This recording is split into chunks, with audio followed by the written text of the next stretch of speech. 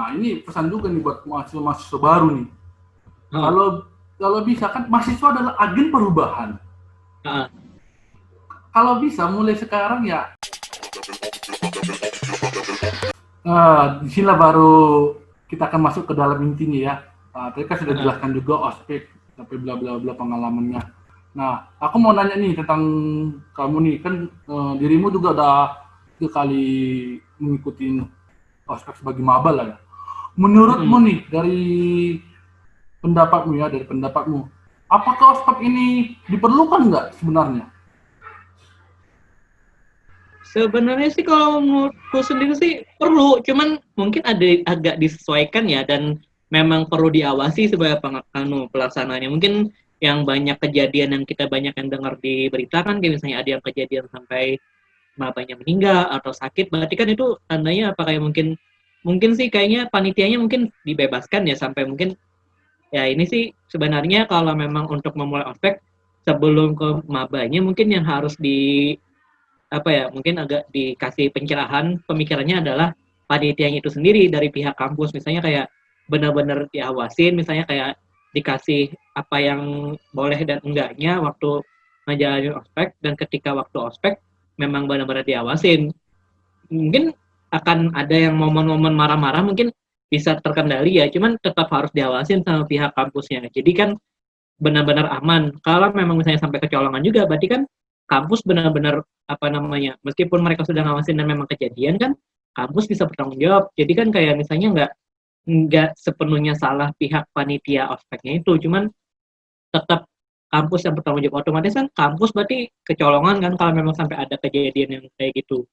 Mungkin memang harusnya memang dari awal memang harus dari panitianya dulu nih yang ibaratnya kayak dicerahkan kayak gimana pelaksanaan ospeknya terus pada saat pelaksanaan ospeknya dari panitia ke mabanya sendiri memang harus diawasin sama pihak kampusnya. Itu berarti itu pendapatmu ya. Kalau aku sendiri ya, kalau bisa memberi pendapat sebenarnya pendapatku ya, kalau saya sih sebenarnya ospek ini nggak perlu lah, nggak perlu ada ospek sebenarnya. Kalaupun ada perlu ospek, yang nggak ada itu kampus saja, dosen deh. Kenapa aku bilang begitu? Karena gini, karena ospek kan apa sih arti ospek itu? Orientasi pengenalan kampus kan. Hmm. Sebenarnya yang lebih valid sebenarnya untuk mengenalkan kampus itu adalah pihak kampus sendiri. Oke lah kalau nggak mau dari pihak kampus yang lebih repot-repot, serahkan kepada dosen. Dosen lebih valid kalau aku bilang. Kenapa aku bilang dosen? Karena dosen tuh lebih banyak, lebih mengetahui daripada mahasiswa, apalagi yang senior itu sendiri. Dosen itu dia ke mahasiswa, juga ke pihak kampus juga. Jadi dia tahu sistem kampus itu bagaimana, kampus itu juga bagaimana. Karena itu yang dibutuhkan oleh mahasiswa baru. Itu sebenarnya karena mahasiswa baru ini kan karena contoh seperti orang yang baru tiba ke satu tempat. Nah, artinya biar orang ini lebih paham di suatu tempat itu ya adalah orang-orang yang benar-benar berkompeten di tempat tersebut. Seperti ini juga mahasiswa baru. Mahasiswa baru sebenarnya harusnya dibimbing oleh dosen. Dosen itu yang membuat ospek itu kalau memang mau ada ospek. Karena kenapa gue bilang? Karena kita lihat sekarang di zaman sekarang ini ospek jadi sebagai bahan fun aja, bahan fun ataupun lebih parah mungkin jadi bahan bully segala macam. Sebenarnya itu yang membuat jadi ospek itu nilai ospek itu sendiri sih menurut pribadi saya ya berkurang. Jadi seolah-olah bukan lagi sebagai pengenalan kampus tapi sebagai hal yang fun aja untuk biar lebih mengenal sama sebenarnya enggak. Harusnya ospek itu ya lebih ke intinya pengenalan kampus itu. Makanya asli sebenarnya pihak kampus sendiri yang buat dan kalau perlu dosen itu yang harusnya turun tangan, yang harus diserahkan ke dalam hal tersebut. Makanya saya juga di kampus kan bukan ospek sih dibilang P2K. Tapi yang buat itu adalah sebagian besar adalah dosen. Jadi dosen itu lebih tahu, lebih bagaimana tentang kampus itu sendiri. Itu sih sebenarnya. Makanya aku juga eh, sampai sekarang masih bingung kenapa sih ospek harus dilakukan sama mahasiswa yang senior gitu. Padahal kalau bisa dibilang senior itu adalah mahasiswa yang duluan masuk. Bukan berarti karena mahasiswa yang duluan masuk adalah mahasiswa yang aku duluan masuk nih, aku dong yang menguasai. Kalian harus nurut. Enggak gitu dong. Kan kalian sama-sama mahasiswa. derajatnya sama-sama mahasiswa. Itu yang penting, bukan senior sama juniornya, tapi sama-sama derajatnya mahasiswa. Sebenarnya, dan kalaupun mau dilibatkan mahasiswa atau senior ini, lebih ke mana, ke bimbingan aja. Bilang bahwa, oh ini dosennya begini loh, oh ini pihak kampusnya begini. Tapi mereka membimbing bagaimana menuju ke sana. Tapi yang mengasih segala macam seluk-beluk itu sebenarnya pihak kampus itu sendiri. Karena pihak kampus yang membuat kerangkanya itu, bukan mahasiswanya. Benar nggak? Iya Nah, kan? bener sih, cuman kan kayaknya sekarang tuh mungkin ya dulu-dulu tuh mindsetnya memang kayak gitu ya, mungkin jadinya bener-bener aku duluan masuk, berarti kamu yang baru masuk harus nurut sama aku. Itu sih mindset yang memang agak salah sebenarnya di ospek. Karena sebenarnya kan ketika kita masuk kampus sendiri kan benar-benar metode belajarnya kan memang beda antara waktu sekolah sama waktu kuliah. Ketika waktu kuliah kan kita memang harusnya memang belajar sendiri. Cuman belajar sendiri pun memang benar tadi ya, memang harusnya dosen juga turun tangan untuk misalnya untuk mengenalkan kampus. Cuman dosen sendiri pun juga mindsetnya sekarang kan memang oh ya udah kamu datang sebagai mahasiswa, aku ngajar kamu, kamu mau peduli apa enggak, kamu mau belajar apa enggak dari apa yang aku ajarkan juga ya sudah. Mungkin ya juga aku ngeliatnya sih mindset dosen juga seperti itu, kayak kampus otomatis kayak kamu harus belajar sendiri apa yang aku sampaikan, mau kamu dengarkan atau enggak ya sudah, yang penting tugasku sebagai menyampaikan materi udah selesai. Itu sih mungkin yang mindset sekarang di kampus seperti itu sih, kayak benar-benar harus belajar sendiri atau kayak gimana. Cuman itu sih memang kalau menurutku tadi sih kayak memang ospek tuh memang ada banyak hal yang harus diperbaiki, harus ada apa sih kayak ibaratnya kayak campur tangan antara dosen dan senior sebagai panitia ospeknya itu sendiri ya, benar-benar yang bisa disesuaikan kayak ibaratnya sama kayak yang di luar negeri yang memang bentuk ospek itu bisa benar-benar kayak yang melatih kepemimpinan, kayak kerja kelompok segala macam tanpa harus ada atribut-atribut segala macam yang merepotkan, bahkan sampai ibaratnya memakan waktu istirahat yang malamnya ketika besoknya harus melaksanakan ospek lagi. Mungkin sebenarnya ya itu sih memang harus banyak yang diperbaiki sih sistemnya. Oke lah, kalau memang ini kan pendapat kita pribadi, tapi sekarang kenyataannya ya udah begini kan, udah begini. Kita dua orang nggak mungkin bisa merubah segalanya kan, karena ya kita lawan banyak. Nah tapi walaupun begitu, nah ini pesan juga nih buat mahasiswa baru nih. Kalau bisa kan mahasiswa adalah agen perubahan. Kalau bisa mulai sekarang ya mahasiswa yang baru ini juga mengkritisi para senior ini. Lihat apakah senior ini lagi melakukan gila hormat kah atau memang lagi melakukan bimbingan. Baru harus bisa dikritisi. Kalau ada memang senior yang memang lagi ingin untuk gila hormat ke junior hingga sampai marah-marahin, silakan marahin balik, kritisi balik dengan sikap yang mereka lakukan. Harus bisa berpikir seperti itu karena mahasiswa adalah agen perubahan. Dimulai dari hal kecil tersebut, yaitu di lingkungan itu. Itu sih kalau pesanku untuk para mahasiswa baru ya. Karena ya kalau hanya diam-diam nuruti senior ya tanpa memikirkan apakah ini benar atau enggak ya itu adalah sebuah kesalahan, karena mahasiswa nggak boleh kayak gitu, harus nggak boleh, harus berpikir kritis apakah ini benar atau ini salah. Kalau ya benar ya dilakukan, diberi hormat kepada seniornya, kalaupun salah ya dikritisi senior tuh, kak itu salah gini nggak apa-apa, lawan aja, gue takut. Karena ya kalian sebenarnya junior, kalau kalian bersatu bisa kalian lawan senior itu aja aku bilang. Tapi kembali lagi dengan menggunakan ya etika yang benar, etika yang tepat, yang sampai akhirnya menyakiti atau tersinggung. Karena kan sekarang kita tahu manusia ini gampang sekali tersinggung. Nah itu benar. Iya makanya itu yang dijaga. Makanya ya itu pesanku sih, mulai berpikir, kritisi, kalau memang ada yang salah ya bilang salah, gak usah takut. Karena kalian sama-sama mahasiswa atau walaupun mereka lebih dulu masuk, ya kritisin aja. Itu sih pesan dari saya sebagai orang yang sudah tamat kuliah ini kan. Dan ingin membuat podcast ini karena udah pengalaman sebagai mahasiswa, kan udah banyak belajar. Jadi ya sebenarnya ingin menyeringkan apa yang aku tahu kan gitu.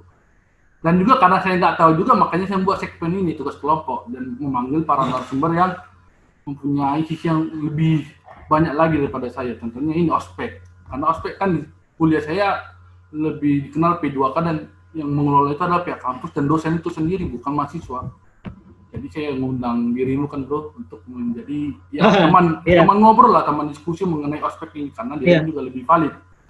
Sebagai aku pribadi juga yang pernah pengalaman sebagai peserta dan juga sebagai panitia ospek pun juga ketika aku berada di posisi sebagai panitia ospek pun juga pasti akan berusaha bagaimana caranya ospek yang akan kita laksanakan bisa lebih baik daripada ospek yang aku rasakan sebelumnya. Jadi kan benar-benar nggak cuma sekadar mengulang hal yang sama, tapi apa hal yang bisa kita perbaiki, kita bisa lakukan, apa ketika misalnya apa yang sudah kita lakukan saat itu, apakah memang kalau masih ada yang salah akan menjadi ibaratnya jadi pengalaman untuk yang panitia yang selanjutnya nanti untuk melanjutkan ospek.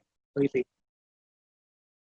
Oh ya, ngomong-ngomong kan dirimu di panitia dulu, kalau boleh kasih tahu ya, dulu kalau pas dirimu jadi panitia, kamu di bagian mana ya? Di bidang mana? Entah jadi ketua kah? Atau di bidang? Panitia sendiri aku pernah jadi panitia yang marah-marahin, panitia seksi lapangan pernah, di bagian perlengkapan juga pernah. Maksudnya di status di ID card perlengkapan, cuman ketika disuruh turun tangan untuk marahin mabanya juga pernah, dan ya memang seperti itu. Tapi benar-benar marah, kita lihat kondisinya memang apa yang dilakukan salah, kita marahin dulu. Kadang-kadang juga nggak ada yang misalnya yang benar-benar marah langsung ngebentak dengan nada tinggi, misalnya teriak bukan membentak ya, ada teriak yang karena kan itu jumlah peserta kan banyak, memang harus terdengar dari ujung ke ujung kan, biar mereka tahu apa yang sebenarnya yang menjadi kesalahan salah satu di antara mereka itu sih. Nah, ya itu loh. Berarti pernah sebagai panitia dan juga pernah berteriak lah, bukan berarti konotasi marah lah, berteriak. Jadi pernah nggak kalian buat suatu, ini jujur-jujuran aja ya, jujur-jujuran. Pernah nggak pas jadi panitia itu melakukan suatu kegiatan yang menurutmu itu sebenarnya itu hal yang tidak boleh dilakukan? Jujur aja. Pengalamanku sendiri sih ketika panitia ospek sih paling ya isengnya kayak ngompor-ngomporin panitia lain biar marah kan. Itu memang ya bumbu-bumbunya di ospek lah. Cuman ya itu satu hal yang salah kan, kayak ngasih kayak kompor-komporin panitia yang lain biar marah.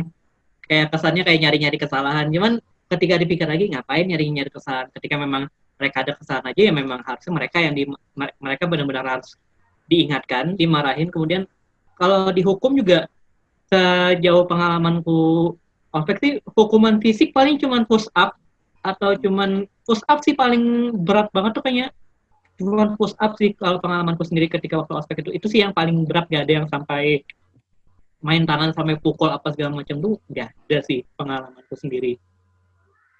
Ya itulah, udah kita dengar sama-sama ya bagaimana cerita dia sebagai maba 3 kali dan sebagai panitia ospek itu sendiri, dan bagaimana sebenarnya ospek itu ya kalau bisa ya menurutku pribadi seperti katakan tadi ya pihak kampus sendiri lah yang buat atau dosen. Tapi kalaupun memang sekarang ya mahasiswa yang buat ya gak jadi masalah kan, karena ya itu sekarang keputusan tiap kampus toh, bukan keputusan kita pribadi harus mengubah segalanya, enggak, ini ada keputusan tiap kampus yang membuatnya.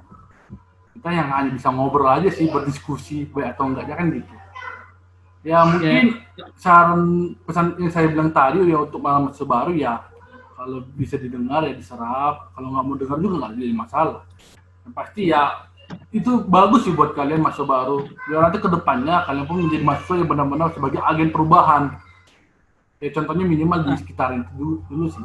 Itu sih. Ya, itu sih yang benar-benar kita harapkan ya kepada mahasiswa baru sebagai agen perubahan, ketika mereka akhirnya punya power untuk merubah apa yang salah, lakukan hal itu dengan bertanggung jawab. Jangan sampai ketika mereka punya power untuk merubah itu, tapi akhirnya kebablasan, kayak benar-benar kayak karena ngerasa bebas, jadinya kayak ngerasa, oh ini kan kebebasan berpendapat, tapi nggak dilakukan secara bertanggung jawab. Itu sih kembali lagi sih, harus dilakukan secara bertanggung jawab. Dan ingat, kita di Indonesia, bukan di Amerika.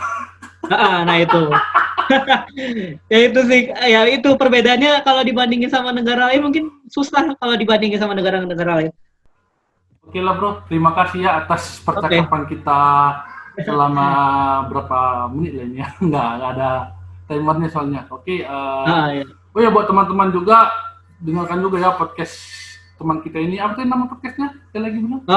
Silakan cari aja di kalian punya platform podcast manapun, cari aja nama podcastnya It's Ali Story, disambung ya. It's Ali Story. It's Ali Story. Jadi ya buat teman-teman ingin mendengarkan celotehan kawan kita ini, Jadi it's Ali story. Oke. Ah. Oh ya, buat teman-teman mahasiswa yang mendengarkan ini juga ya, ini mungkin bisa tanyakan di YouTube dan juga di Spotify. Kalau di YouTube sendiri itu nama channelnya itu Cerita Saya. Kalau di Spotify itu cari aja podcast Cerita Mahasiswa. Jadi di situ saya buat, dan ya kalau bisa sih menurut perkiraan saya ya fullnya lebih banyak di Spotify. Jadi di audionya lebih banyak full daripada di YouTube-nya. Ya itu nanti tergantung nanti aja aku gimana buatnya. Oke, sampai jumpa di episode selanjutnya. Salam mahasiswa. Salam mahasiswa.